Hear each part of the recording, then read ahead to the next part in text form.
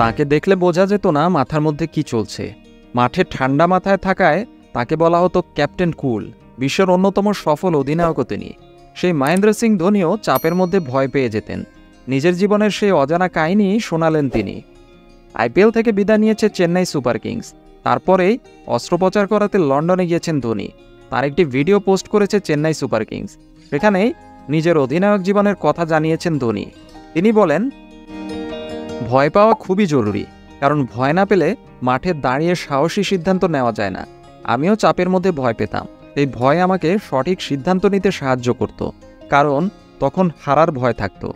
অনেকে বলেন আমি ভয় পেতাম না, সেটা আসলে সত্যি নয়। ধোনির মতে ভয় না থাকলে একজন অধিনায়ক ভুল সিদ্ধান্ত নিয়ে ফেলেন, কারণ তখন তিনি বেশি চিন্তা করেন না। ধোনি বলেন, যদি আপনি ভয় না পান তাহলে আপনি ভুল সিদ্ধান্ত নেবেন, কারণ ভয় না পেলে বাস্তবতা বোঝা যায় না। কোনো সিদ্ধান্ত নিলে তার কী ফল হতে পারে সেটা বুঝতে পারা যায় না, কারণ সরু সুতার উপর ঝুললে তখনই একজন নিজের শরীরের ভারসাম্য রাখার আপ্রাণ চেষ্টা করেন। তাই অধিনায়ক হিসেবে সফল হতে গেলে এই ভয় থাকাটা জরুরি। ভারতকে 3টি আইসিসি ট্রফি জিতিয়েছেন এমএস ধোনি।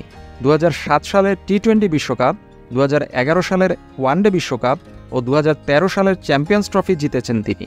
অধিনায়ক হিসেবে 5 বার আইপিএলও জিতেছেন ধোনি। মাঠের মধ্যে তার তাৎক্ষণিক সিদ্ধান্ত নেওয়ার ক্ষমতা তাকে বাকিদের থেকে আলাদা করেছে। সেই ধোনিও যে ভয় পেয়ে যেতেন তা এতদিনে জানালেন তিনি নিজেই।